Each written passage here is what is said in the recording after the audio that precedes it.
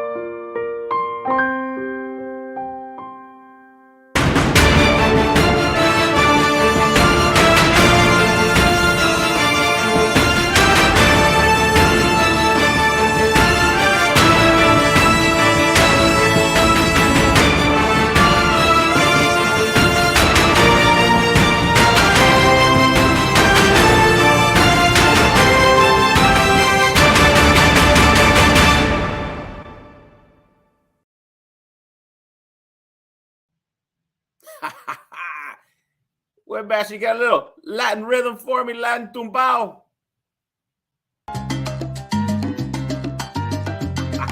Yes, sir. Yes, sir. Hey, I'm feeling that. Yeah. All right. Thank you, Webmaster. I'm feeling that. This is July, soon to be August. Hey, but let's get this party started. Check. 1, 2, check, baby. This is Alvarez. Bold Pride Worldwide. And first, always, blessings. Bold Pride to the Bold Pride Worldwide family. July, what are we now? July 27th, wherever you might be. I hope you're enjoying the many blessings of the day with family and friends. And especially right now, these are many blessings. This is the next stop in this Bold Pride Worldwide Experience podcast party, a Brown Side of the Moon production, baby. And yeah, this month, the entire month of July has been about one thing: Air Coryell. Next week, actually on the Saturday in Canton, our coach, our Charger coach, legend, Air Coryell himself, inducted into the NFL Hall of Fame. So this party, the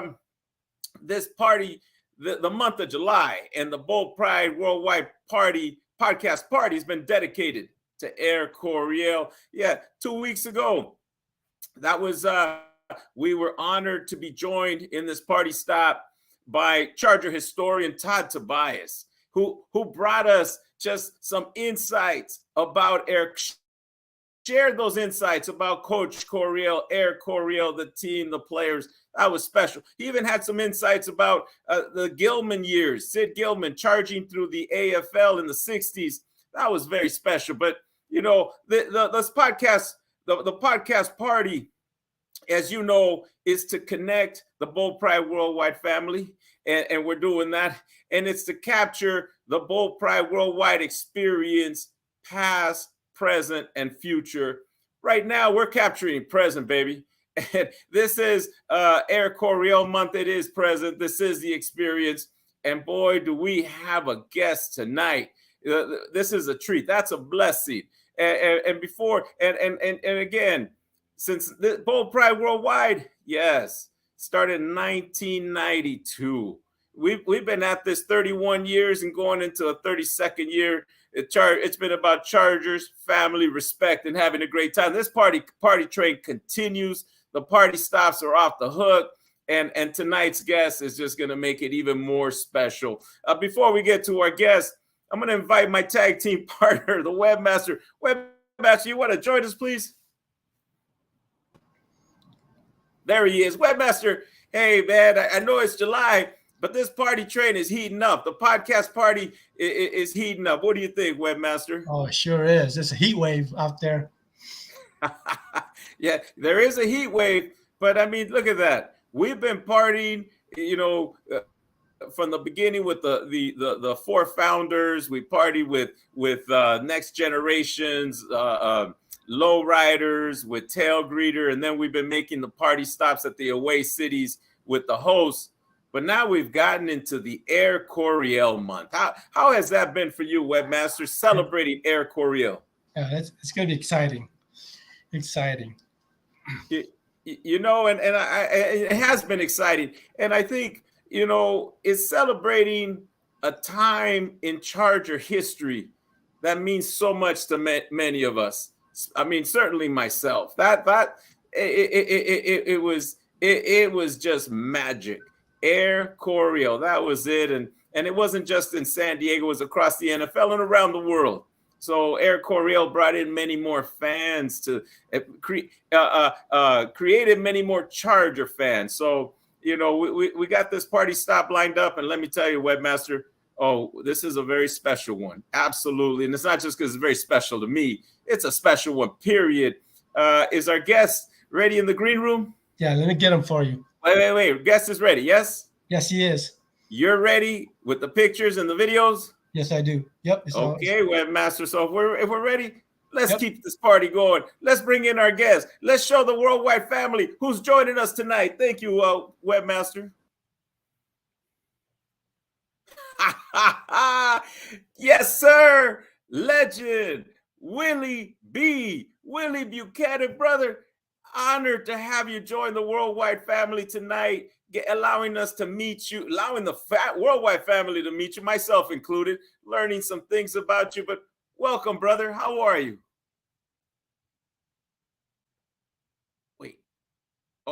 Wait a second. You got it on mute, brother? And I was trying to hold off and say without saying anything, so I muted myself. Well, you're that smooth. That's how smooth you are. How are you today, brother? I'm so honored to have you join us. I'm glad to be here, Raphael. I tell you now, when we look around the world and we see the things that you guys have done, for the city of San Diego and Air Coryell and Charger football, I said you are a blessing. Hey, well, God bless you, my brother Willie B. We're taking that. You heard, this is celebrating Air Coryell. This is celebrating the coach. This is celebrating an era. This is celebrating you, the players, and I thank you for bringing that Air Coryell experience to the worldwide family. We're gonna get to do that, but we're gonna start off. We're gonna celebrate you, Willie B, my friend, my brother, the man. I got to tell you that before we get into all this, I just have one thing to say, my brother. You're a bad man. You're a bad man. Hey, let's meet the legend Willie B. Uh-oh. Willie Buchanan. Webmaster, can you bring up the pictures, please? We're gonna have some fun. Oh, yes, sir. Yes, sir. The O side, the beginning. That's where Willie B began. Yes, in Oceanside Pirates, the high school, but in Oceanside from O-side. I wanted to start right here with you, brother. And in fact, back then, I don't know. I've been asking all our guests are asked, why Chargers, because they're coming in as Charger fans. But, and myself, I'll tell you, for me, it was Chargers. And it was you. It was Air Coryell. It was just magic. And like I said, it was a special time. But you're growing up in Oceanside, Willie B. Was it the Chargers? What was that team original team for Willie B growing up, brother? Well, I really didn't have an original team. I liked the Chargers, but I was at the early stages of my life, I was a baseball player, so I did a lot of baseball also. So Hey, football and baseball was a part of my life. So, well, and thank you for mentioning that. We're gonna get to that. Okay, but hey, here's a theme. Let's be clear. Straight out of the Oceanside, and Oceanside High, also inducted into the Oceanside Hall of Fame. I just want to make that point clear. And then, brother, you ended up from Oceanside. Oh, I got to go back. We'll come back to that. But you ended up at Miracosta College, and in 1969, you were a junior college All-American, and you were inducted into the Miracosta College Hall of Fame. And in fact, you mentioned baseball. I want to be clear. In 1969, word has it that you brother, were a San Diego Padres first pick. True? That was so true back in the days in 1969. So, like I said, I enjoyed sports, and I just had an opportunity to extend my baseball career when I got into junior college at Miracosta, and played there for my freshman year, and then I was drafted by the Padres. Drafted by the we could be having a baseball podcast party tonight, Willie B. If you gone that route, because the hometown Padres drafted you. Hometown Padres. We're gonna come back to hometown. There's a story with that, but yes, I jumped the gun a little bit, because with all our guests, the question is, when did you cross paths with Bull Pride? Well, actually, I'm showing this picture because for me, sitting front row, field 17, the Bull Pride section off the end zone, that our brother Willie B, being the uniform police for the NFL, doing your rounds, walking through, it was just one day long ago, I looked out and I said, hey, that's Willie B. And I yelled out, Willie B.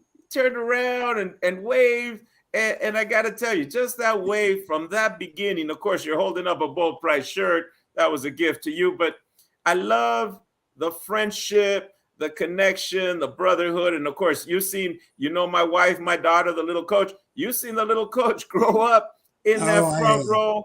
And I got to tell you, every time we see you, Willie B., it's always a special memory, always special to see you wherever. And in fact, I jumped ahead a little bit. There you are, Willie B., joining the family, supporting Bull Pride in a fundraising golf tournament years ago. So I just tell me. Madeiras Ranch. You already know. And I saw you a couple of weeks ago at the Coryell tournament, but you had mentioned some kind words about Bull Pride and the Bull Pride family.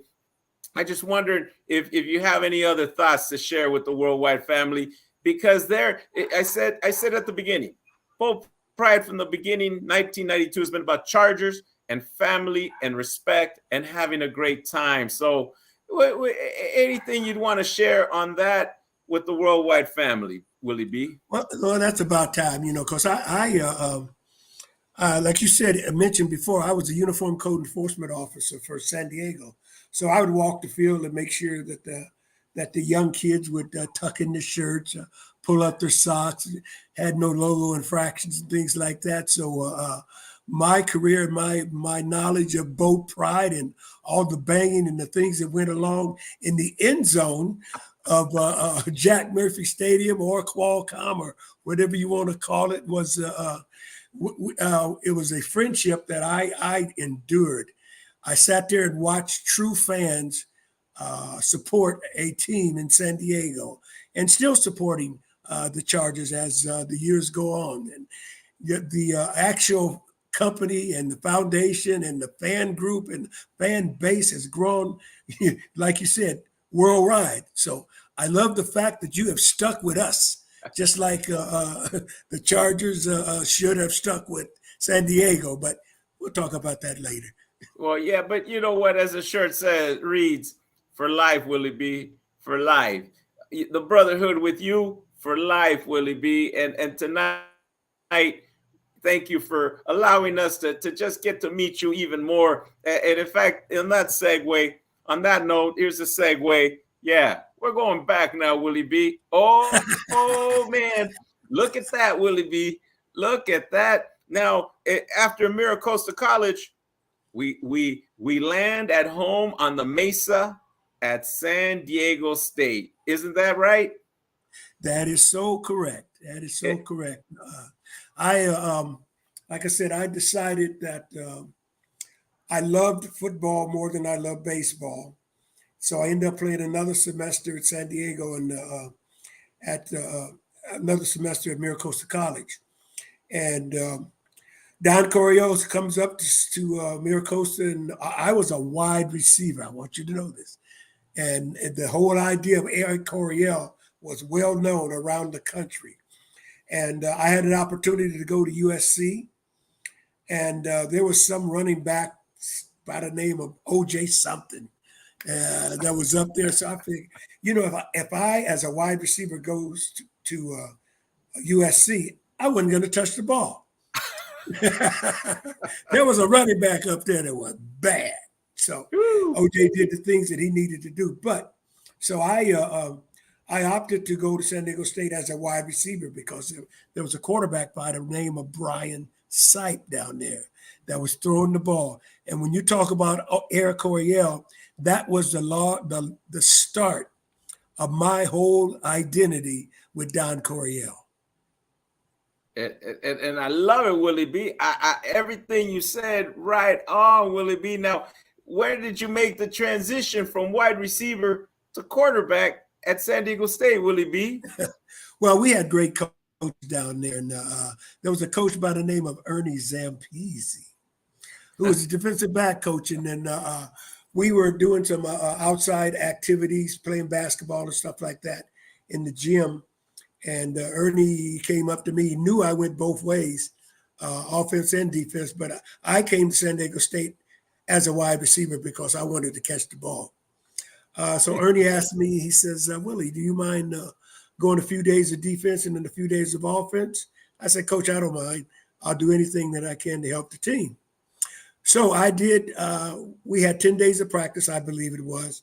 I went 5 days of defense, 1 day of offense. And I said, you know what? I think I'd rather hit somebody than get hit. So, so I decided to stay on that side of the ball. Yes, sir. And it was probably because of Ernie Zampese that, and like I said, I was a wide receiver, so I loved it. Loved the fact that Coryell put the ball in the air. We ran the ball maybe 5 times during the game. Otherwise, Brian Sapp was throwing the ball 40 and 50 times a game. First down, second down, third down, we passed. We put a run in every now and then just to throw them off guard. But it was a passing offense. So everything that you see as far as what they call the West Coast offense, that's all Don Coryell. And you can imagine because of the coaches that we'd had there at San Diego State, the Jim Hannafins, the Joe Gibbs, Ernie Zampese, Rod Dowhauer. You even had Madden was there. He even had Al Davis at one point down there. And with Coryell being in the same time with Sid Gilman, they had to talk. So they discovered, Coryell discovered that he could take a tight end and turn him into a wide receiver by just flexing him a few yards out. And there was 3 wide receivers there. And that started the Air Coryell theme. And he ran it all through college and all through his pro career. And he did that very well. But speaking of doing it very well, Willie B, you went from the offense to defense. You decided I'd rather hit somebody. And you did that so well. You're in the San Diego State Hall of Fame as well. I'm just saying, Willie B. So congratulations. In fact, You were also in 1971 in the East-West Shrine game. You were the most valuable player. So, well, I went to a game that a lot of people didn't even know who I was, but we had the opportunity to showcase ourselves because actually Don Coryell was the coach of the West team. And matter of fact, I looked and saw in a little article or a book from the program from the East-West Shrine game, and I looked at the stats and looked at the people that came through, and I looked at everything, and I was actually the youngest player on the team at that time on our East-West Shrine game, and I was only 20 years old. I wasn't even 21. So I was just having fun. I was telling you, Raphael, and Coryell was the head coach, and nobody knew who Willie Buchanan was. So I was able to display my talents in a national game so to let everybody know. I mean, my stock went up after that East-West game. And I was eventually, like you said, drafted into the NFL. You sure were. We'll get to that in just one moment, but I want to emphasize, you said youngest player. Key word there is player. Willie B was a player. You can put whatever age you want on him. Willie B was a player. And yes, Willie B drafted 1972 Green Bay first round draft pick. And there you go, in the Packer colors, go Pack, go Willie B. Tell me now you went Miracosta, San Diego State, and now the Packers in the NFL. I don't know if that was the for you the dream, the goal, but how was it being drafted into the NFL, Willie B? Well, my dream was to play football in the NFL.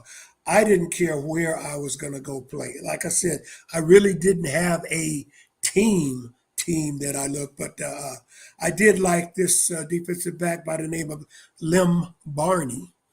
And I always thought he had the best feet in the room where he could play and do things that he needed to do as far as backpedal. And I learned a lot from him. Nice. And in fact, that's a great question. You're drafted. It's a dream. It's the NFL. You want to play football. You've done that. What do you recall after being drafted? What was that welcome to the NFL moment, rookie? What did you have that welcome to the NFL moment, Willie B? Well, I was privileged and pleasured because I had the one thing that a lot of people didn't. I played in the system that, like I said, we threw the ball every day. So we played bump and run back and forth and back and forth. So I was used to covering one-on-one wide receivers. And that's what helped me in the NFL become the person that I was. It was San Diego State that gave me the privilege and the honor becoming a professional football player. But I was taught the rules, the regulations, the techniques, everything that I needed to know to get to the NFL. And when I got there, all I had to do was change jerseys. I went from a black jersey to a green and a yellow jersey. So Green Bay was probably one of the better towns that I've ever played in as far as playing football. And I have to say a fan base around the country. Oh, well, I mean, you went to Titletown, Willie B. You went to Titletown in Green Bay then. And yeah, props to that fan base, props to the Packer organization. And yeah, in 1972, you were drafted. Oh, look at you. NFC Rookie of the Year. Alongside, I think that's another good player there too. I think maybe Franco Harris, huh? That's the guy, but going into the draft, I was contacted by Pittsburgh, and I was going to, Pittsburgh decided that they had to draft somebody by the name of Franco Harris. They drafted him number 5, and I was drafted number 7 in the first round of the 1972 draft. So Pittsburgh picked a good one too. I think there's 2 good ones right there, Willie B. And I mean, look at the size of that trophy too. I mean, just saying. NFC Rookie of the Year. And I mean, you while at Green Bay, you were also inducted, or not then, but you eventually were inducted into the Green Bay Hall of Fame, their all-time team, and you were 3 times an All-Pro, Willie B. Look at you, 1974, Willie B, All-Pro cornerback for the NFC. What memories does this bring back to you, Willie B? Well, it brings a lot of good memories because I started out, like I said, I become Rookie of the Year in 1972, but in 1973, I broke my leg. And the way the break was, the doctors were saying, well, we don't know if you're going to ever play football again.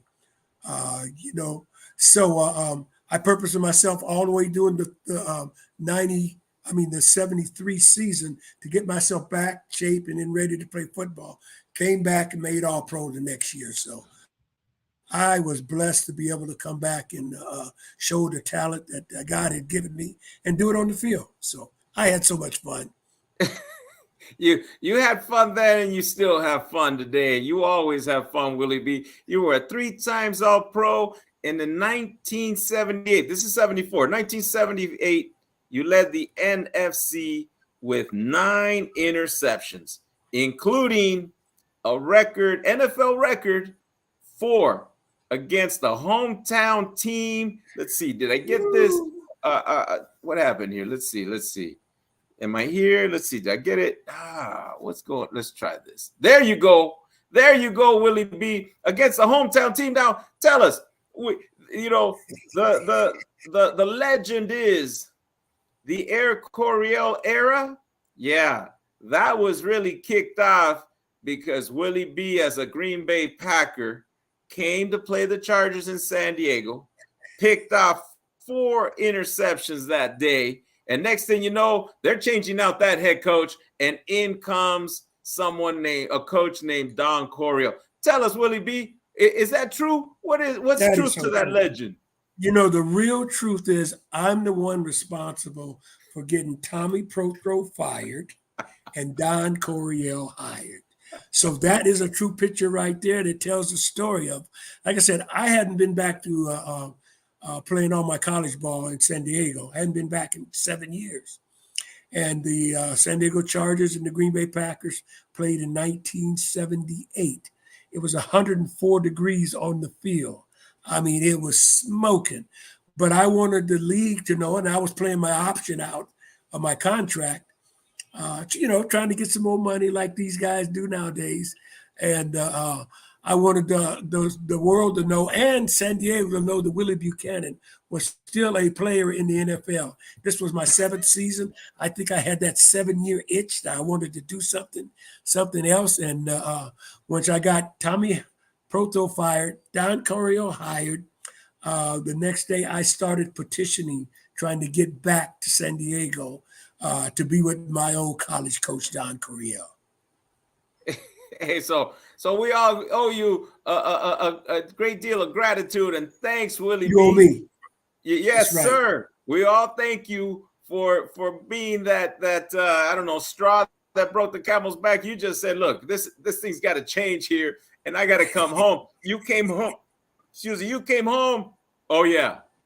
Now we got you in the home uniforms, Willie B. Look at that. I love that picture, Willie B. That's just saying I'm home. I'm home, and you already know what I do. That's right. Victory. Victory. And how was it now? You see this now.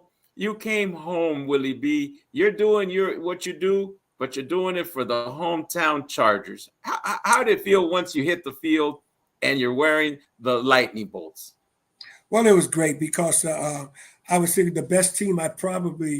one of the best teams I played on was the 1979 San Diego Chargers, and we had a high-powered team, high-powered offense that year.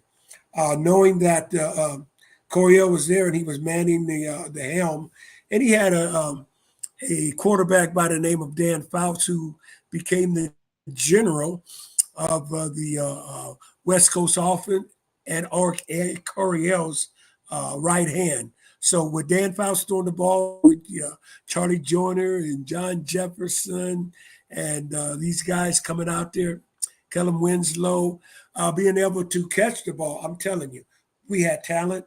We had so much fun. And the city in 1979 was rocking. And if you remember the old song, San Diego, Supercharged. I mean, when you played that song, this whole town lit up for 4 years. You absolutely, you already know Willie B, and to be in that, it had not been remodeled to add all the add capacity, add more seats. How was it? You're on the field. That stadium is packed. The city is behind you. The NFL world is watching. It's Air Coryell. It's lightning bolts all day. How just you could hear that, huh? The memories, the echoes of the cheers from the fans. How was that, Willie B? Well, it was great. I mean, the fans make the game, and I've always said that whether you're in Green Bay or in San Diego, you play. You love to play the game, but you do play for the fans also. And as you can see, we were tearing the whole city of San Diego up. Between that and all the music and the things that we were doing, we even had a few couples that had bands and had concerts and sing and wrote records, and the high five was there. Air Coryell's Dan Fouts and Charlie Joyner, the general. I remember the pictures that they had of them coming up. But those are the things that you look back and see that the Chargers have done so well for themselves, and the city would rock. I mean, every day I watched the fans in the stands just move up and down during the warm-ups and things like that. Everybody was there. They had the green and gold on. They had the banners. They had everything that we needed, and we were winning, and we had fun. You did have fun. So now you're home. You're wearing the lightning bolts, and you have your brothers on the team, offense, defense, special teams, making up Air Coryell. And now the invitation is to help bring in more of that Air Coryell vibe into the party, and let's see some of your brothers on the team. Yes, Woodrow Lowe, 51. Tell us. By the way, I must tell you, Todd Tobias, and no offense or anything here, Willie B. Todd Tobias was asked one question. I asked him in preparation for the podcast. Said, brother, who's your favorite player? He, with the Chargers in the Air Coryell years, he grew up in those times too. He said Woodrow Lowe, and he told us he just had a cool name. He was the coolest player for him in the NFL, and he inspired. Todd Tobias wore that 51 during his playing days, maybe high school, and then in college playing lacrosse. He wore the 51. But tell us, Willie B, memories. Woodrow Lowe on Air Coryell on the defense. How was he? Woodrow Lowe was a linebacker in transition, and he probably led the team in most tackles and things like that. But he was all over the field. He was a quiet leader that led by example. And I tell you, playing that right linebacker spot that he did play, he was unbelievable because he was as fast as the running backs and things, but tough as a nail.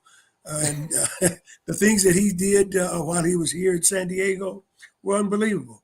And he's worthy of Tobias wearing that number, 51. Yes, sir. Hey, we'll make sure he gets word of that, and that Willie endorses Todd choosing Woodrow Lowe as his favorite player. Now tell us, we'll stay on the defensive side. Share whatever memories you could share to bring the Air Coryell vibe into the podcast party, Willie B. Oh yeah. We got a defensive line there for you, Willie B. What do you know? What can you share? Louis Ketcher, Gary Johnson, and Fred Dean. What a combination. Leroy Jones was the only guy that would have been missing in there. He was my side, and he was the left defensive end that held the glue down there on the left side, besides me and Don Good, who was playing linebacker. So those are the things I look at these guys. I mean, these guys would have have quarterbacks scrambling because they were strong, big. Fred Dean was as quick as any defensive end there was. I love it, Willie B. And tell us, we had Woodrow Lowe, we got the defensive line, so you got your front end, you got your back end, you got the middle. How was it, in the Air Coryell years working with them? And you mentioned he was lined up on my side. How was that teamwork? How did you guys enjoy playing together? Oh man, we had one of the best defensive lines that was in the game at that time, and like I said, it's sad that we are missing of these three in the picture. Two of them have passed away.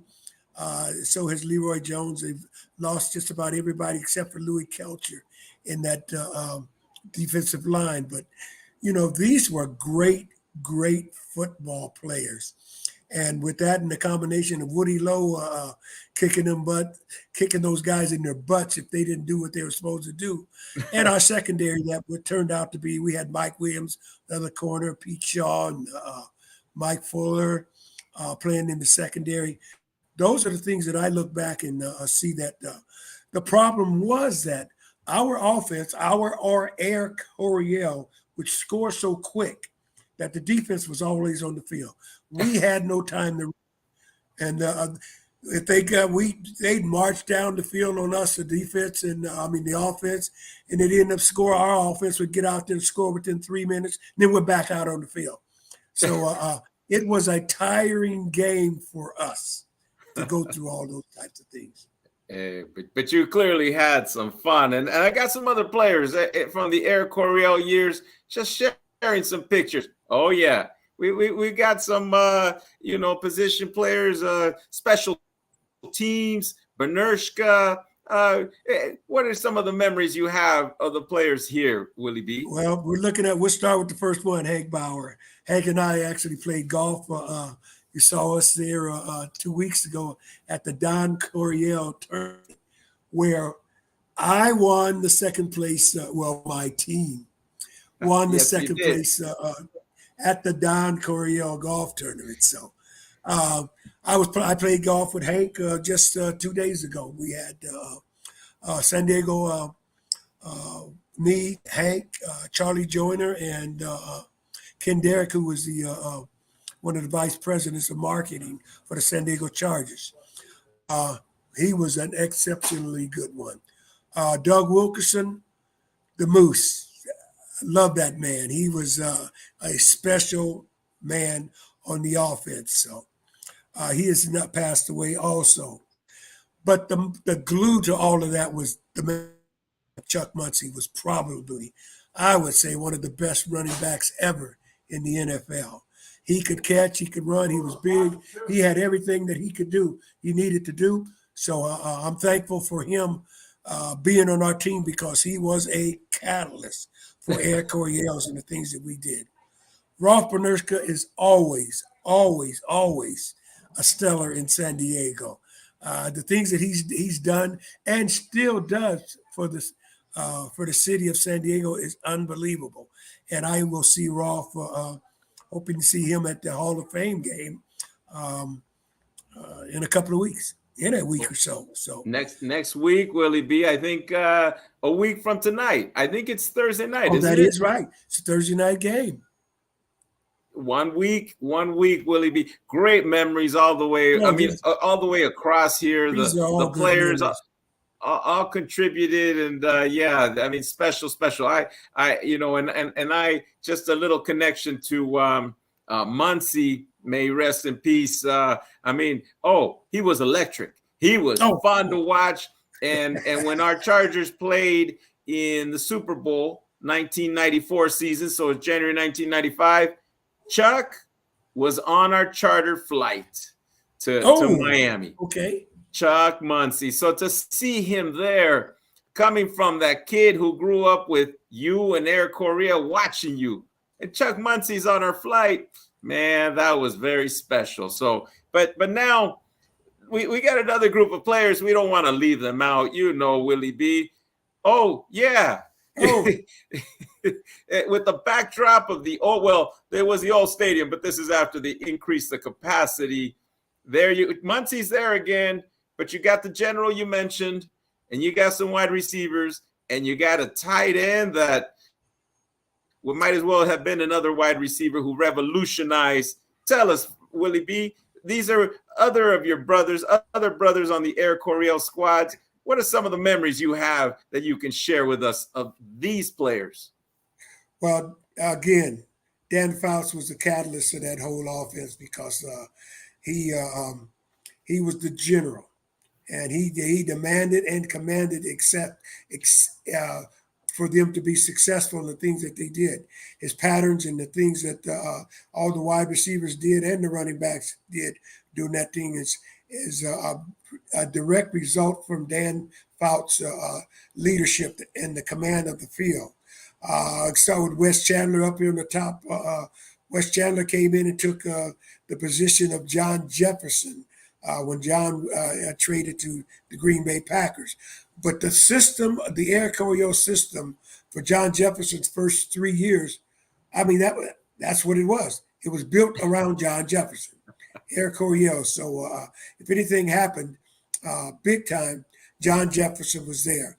Charlie Joyner, all-time leader, wide receiver, Chargers. He just played, 18 years in the league, 15, but, he was just there always.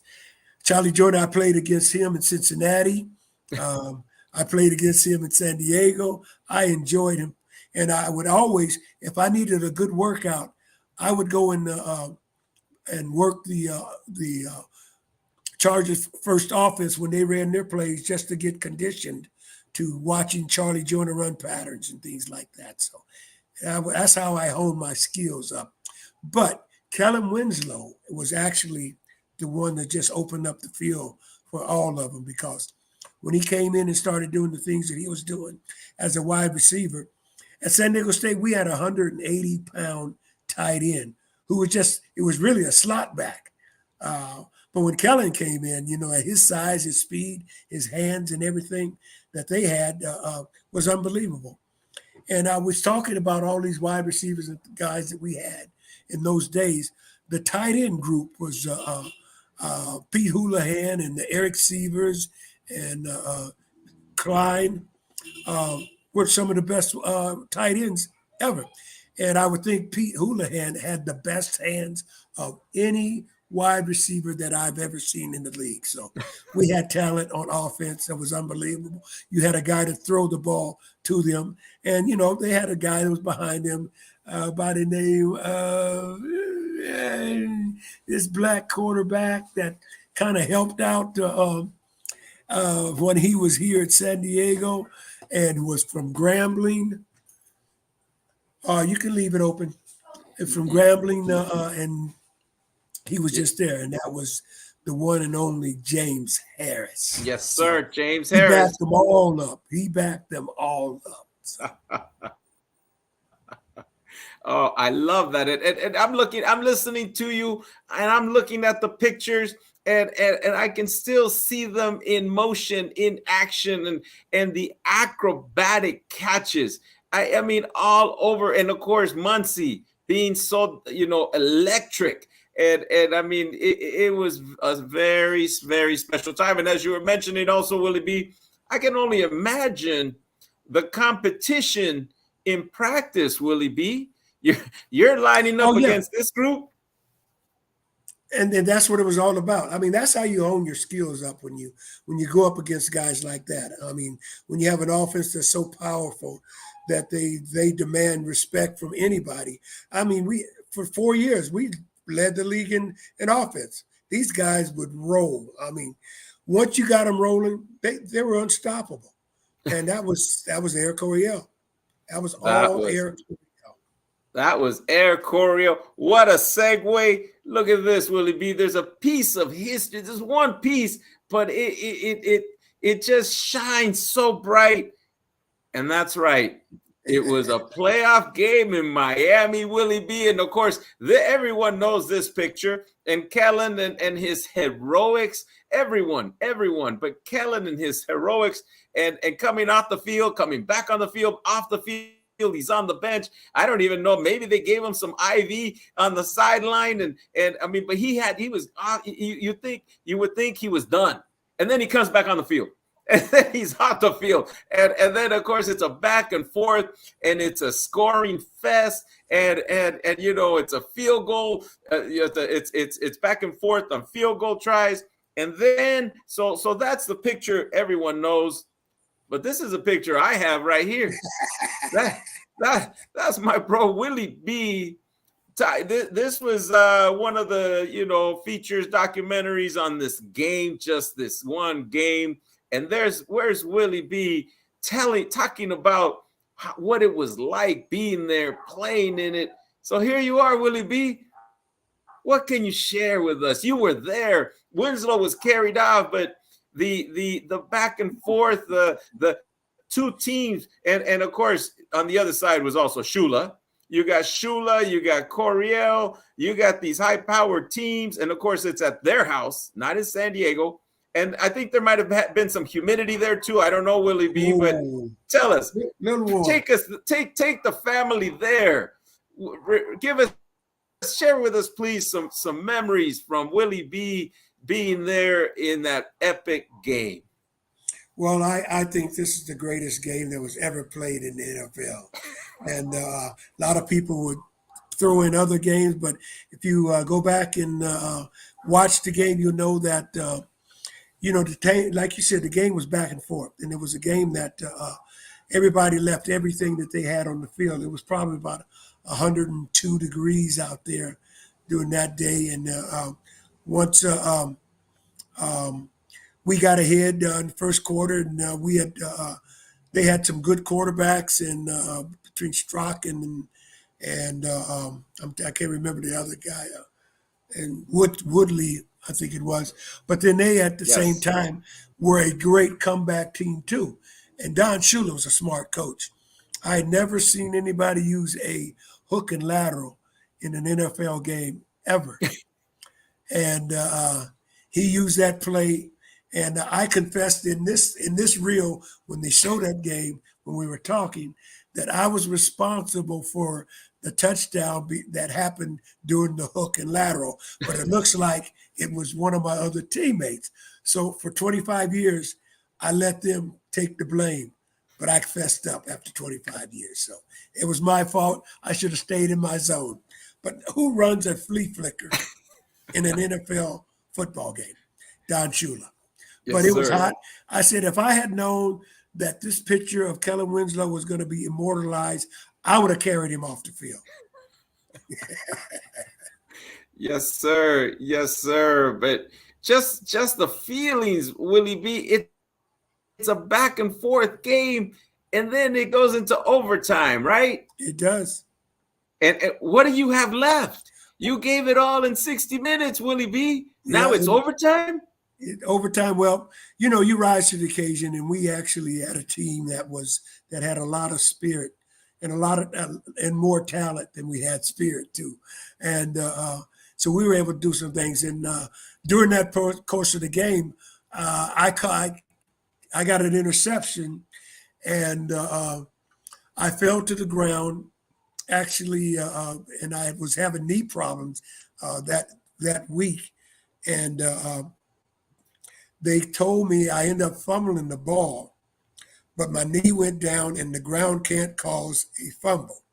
That's what I kept telling them, but they gave the ball to Miami. So when Kellen came in and blocked that last field goal, it took the pressure off me because I got an interception and fumbled in their territory where they made him come closer to kicking a field goal. Kellen comes in, blocks the field goal, and I'm hugging and kissing Kellen before he gets carried off the field.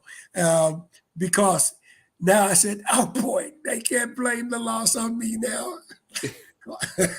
So, that was one of the things that that I remember from that game besides the heat. But I also remember that we gave it all of that game. There was nobody, once we got into the showers, nobody would even shower. We just sat in that room trying to catch your breath or whatever life that you had in your body left, just trying to recuperate. And like I said, guys were showering with in their uniforms and stuff like that just to cool off. And it was a remarkable evening and a even better win that day. Yes, sir. That day there in Miami, here in San Diego, San Diego erupted. I was part of that, those emotions, seeing this game, and you live and die with your team. And it comes, you get to the end. Panershka seals it. Good night, everyone. Drive safely. Drive safely. That was it. And that was the way of the game. And actually, my strong safety, Pete Shaw, wife was pregnant. She ended up having a baby the next day because of all the excitement.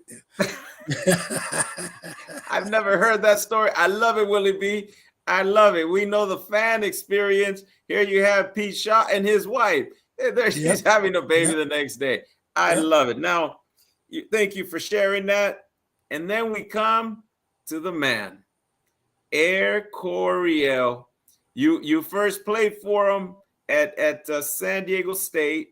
You ushered in the Air Coryell era with 4 interceptions. You then came to Air Coryell and came home, and then you played for Air Coryell. You played for Coach Coryell. There he is. Tell us, Willie B, what can you share with the worldwide family? Who was Coach Coryell? What is it? What makes Don Coryell Don Coryell? Don Coryell was a player's coach. He loved his players, and he would do anything for his players. He was a man of little words because he had a little lisp as he spoke, but he genuinely loved his players, and he always surrounded himself with great coaches besides the men. So they were talented as he was in their own capacity. So Coryell was, like I said, a mastermind of offense. He developed so many things. It was uncanny. And at some point in time, people have told me that he actually developed the I formation. Wow. When he was coaching for this little university, USC or something to that extent. But, like I said, he was he loved his players. And I was remembered, and when I got there, everybody was telling him, our coach was an emotional coach, and he would always break down and cry about things, just trying to get us motivated. But, and then the guys would come back like Dan Fouts said, hey, Willie, bet your dollar your coach cries tonight. So he was giving pep talks, and he was emotional, let's just say. And he knew how to get us going, so. Emotional and focused. Focused, huh, Willie? Yes, sir. And Todd Tobias said, he was focused, a players coach, and he said, in terms of what he was wearing, he's not wearing the suit. Look at the shirt he's wearing here, the polo he's wearing. He's like, his hair could be all messed up. Hey, man, it was all about the game, the players, and winning, and that was Eric Coryell, huh, Willie? That was Eric Coryell, and he knew, like I said, he knew the game.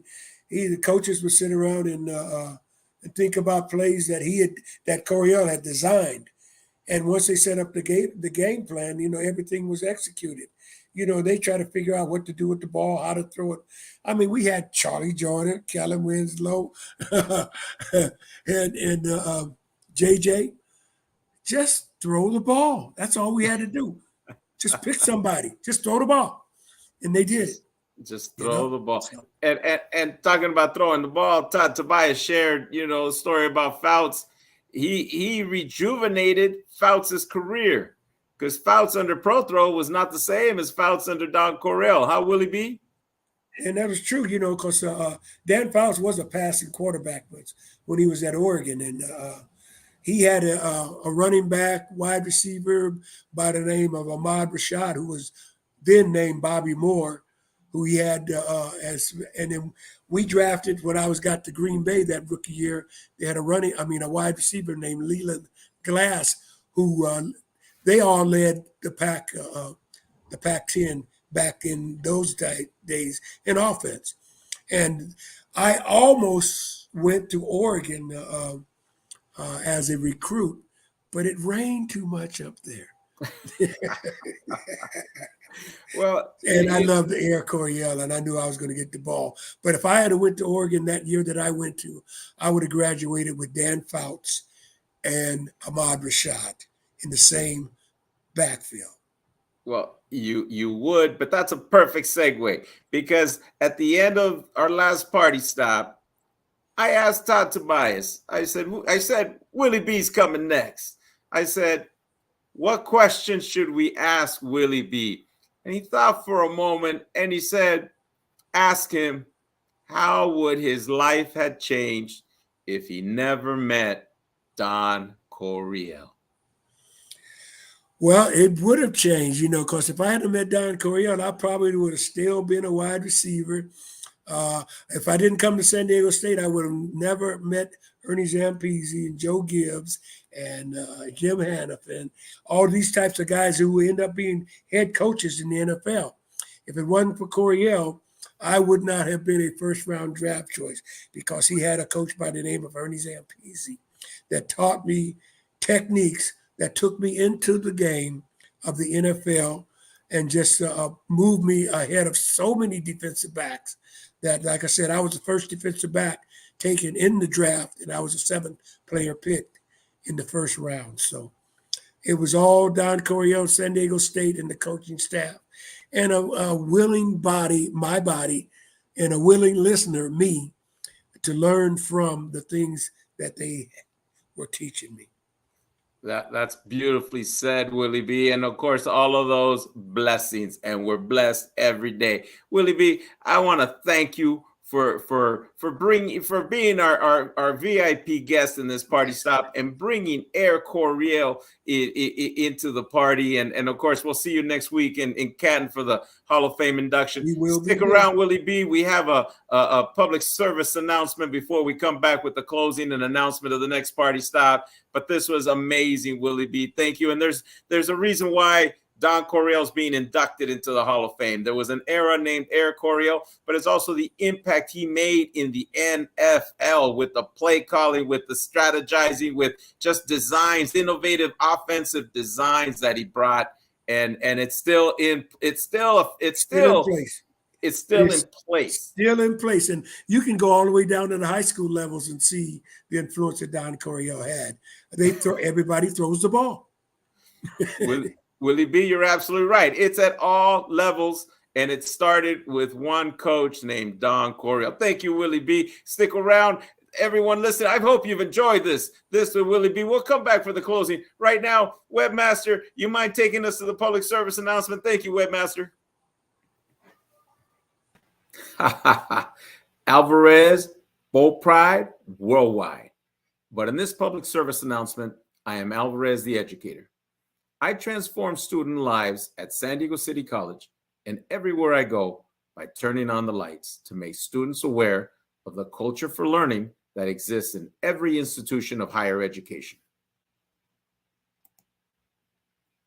Here are the two parts of the learning culture. On the right is what it means to know how to approach the learning, including a formula for approaching the learning and other strategies. And on the left is what it means to have a mindset for learning. This is the most important part. Give me a student who has a strong mindset for learning, and I'm going to show you a successful student. In higher education, it is expected that students know and apply this learning culture to create their own success. Unfortunately, the majority of students, and especially first-generation college students, are in the dark with regards to the learning culture. I was once a first-generation college student, and I too was in the dark. What did I know about the learning culture when I began my college studies? Nothing. My background is in engineering. I have a bachelor's from Harvey Mudd College and a master's from USC. Yet I was one of the lucky ones. I survived by instinct. I could not tell you then how I did it, but I know it now. It is called learning culture. This is educational wealth and a form of privilege, and I have made it my mission through free learning culture training videos to make this available to all students. Other videos include Why Learning Culture and Leadership, Internships, and Research, because beyond developing scholars, the learning culture develops leaders.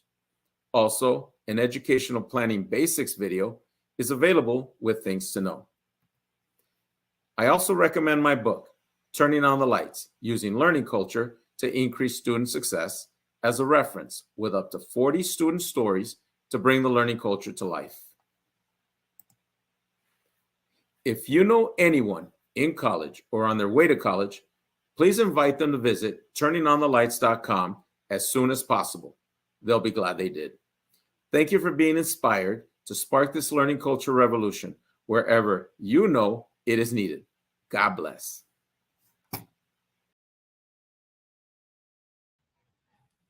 There we go. There we go. Webmaster, you there? Join us, Webmaster. You still there? Yes, sir. Willie B, you got the shades. Yes, Webmaster, you got the shades. There we go. Okay, we're good to go here. Listen, we're in the closing. We're down the home stretch. We have, before we close out, we have the announcement. The next party stop. Webmaster, can you please bring it up? Bring up the pictures. Thank you.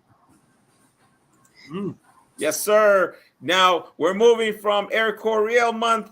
We're back on the road at the away games, and the hosts inviting the worldwide family to meet the hosts because the worldwide family's coming.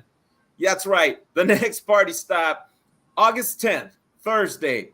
On the right, straight out of NYC from the New York City Bowl Club, Heather. Heather, we're coming. The Bowl Pride family's coming. They're coming to you. Thank you for being that host. And I was there for the Chargers and Giants game a few years ago. That's right. The meet and greet at Scallywags, their home base in New York, Scallywags. And, of course, the tailgate will be with our brother in Pro Football's Ultimate Fan Association, Tailgate Joe, in tag teaming with Soup and D and Donnie and Sam. It's going to be a party. It's going to be a Big Apple party, Big Apple takeover. But Heather, you and your New York City NYC Bowl Club, hey, you guys were great hosts last time. It's going to be out the hook this time. Thank you, Heather. We'll meet you. The family will meet you August 10th. Stay tuned and then get ready to party Bowl Pride style all season long. Webmaster, can you remove the pictures there? Thank you, Webmaster. Now it's bringing us to the closing. First off, the Bowl Pride family, again, blessings to you. Thank you for joining us. I hope you enjoy this. This was a trip back into the past, to the era of Air Coryell, just not only a magical era in San Diego, across the NFL. So I hope you enjoyed that. And to help us really, to take us inside Air Coryell, our brother, legend, as I shared, legend, Willie B. And in fact, as we close and before we close out with you and thank you, we want to give a shout out. You, Buchanan and Associates, your work serving the youth of America, and you're a community activist and you're on several boards and communities in California and Wisconsin. So congratulations for all the work you do. Continue to do, Willie B. And shout out your family, your wife, Gwen, your daughter, Janae, your son, Will, who he himself, I think he was at USC at some point too, right, Willie B? Yes, he was. Yes, he was. Ended up playing for another team called the Raiders. Yeah, that's right. That's another team there too. And of course, those son, daughter, and I know your grandpa, Willie B, but many, many blessings over and over. Thank you. Congratulations. You're a Hall of Famer in our book.